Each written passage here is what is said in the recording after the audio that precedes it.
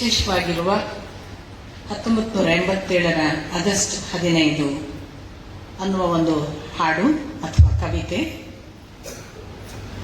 ಈ ಕವಿತೆಯಲ್ಲಿ ಹೇಗಿದೆ ಅಂದ್ರೆ, ಎಲ್ಲಿ ಹೋಗ್ತೀಯ ಹುಡುಗ, ಯಾಕೆ ಯಾವ್ಯಾವುದೋ ಹುಡುಗಿನ ಹುಡುಕ್ತಿ, ಈ ಹುಡುಗಿ ನೋಡು ತುಂಬಾ ಚೆನ್ನಾಗಿದ್ದಾಳೆ, ಈ ಹುಡುಗಿನ ಮದುವೆ ಆಗು, ಇವಳು ಹೇಗಿದ್ದಾಳೆ, ಚಂದದ ಹುಡುಗಿ, ಛಂದಾಂಸಿ ಯಸ್ಯ ಪರ್ಣಾನಿ ಭಾರತ, ಇವಳು ಅಂತಿಂತವಳಲ್ಲ, ಇವಳು ಜ್ಞಾನದ ಮಾರ್ಗವನ್ನ ಅನುಸರಿಸುವ ದೇಶ. ಅಷ್ಟೇ ಅಲ್ಲ, ಹಾಗಾದ್ರೆ ಪ್ರಾಚೀನ ಪರಂಪರೆಯವಳು ಅಂತ ನೀನೇನಾದ್ರೂ ಭಾವಿಸಿದ್ರೆ ಇವಳಿಗೆಲ್ಲ ಸಿನಿಮಾ ಹಾಡು ಗೊತ್ತುಂಟು, ಇವಳು ಅರ್ವಾಚೀನ. ಹಾಗಂತ ಇವಳು ಒಂದು ಕಾಲದ ಗೊಡ್ಡು ಗೌರಿಯ ಹಾಗೇನಲ್ಲ, ಹಸಿ ಹಸಿ ಕಾನ್ವೆಂಟು.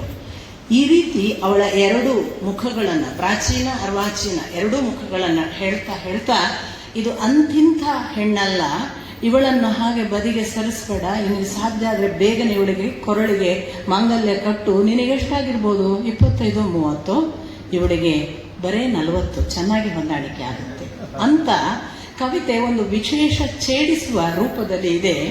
ಅಂದ್ರೆ ನೀನು ಎಷ್ಟೇ ದೊಡ್ಡವನಿರು, ನಿನಗಿಂತ ದೊಡ್ಡವಳು ಅವಳು, ಅಂಥವಳನ್ನೇ ಕಟ್ಟಿಕೋ ಅಂತ 1987ರ ಆಗಸ್ಟ್ 15ಕ್ಕೆ ಬರೆದ ಕವಿತೆ ಹಾಗೆ ಕಾಣಿಸುವ ಈ ಕವಿತೆ ಬಹುಶಃ ಆ ಕಾಲಕ್ಕೆ ವಿದೇಶಕ್ಕೆ ಹೊರಟ ಹುಡುಗರನ್ನು ಉದ್ದೇಶಿಸಿ, ಹೋಗಬೇಡಿ, ಇವಳನ್ನು ಕಟ್ಟಿಕೊಳ್ಳಿ, ಇವಳಲ್ಲಿ ಇಲ್ಲದ್ದು ಏನೂ ಇಲ್ಲ, ಹೊರಗೆ ಹುಡುಕಬೇಕಾದ ಅವಶ್ಯಕತೆ ಇಲ್ಲ ಅನ್ನೋದನ್ನ ಸೂಚಿಸುವ ಕವಿತೆ ಹಾಡ್ತಾರೆ ಕವಿ.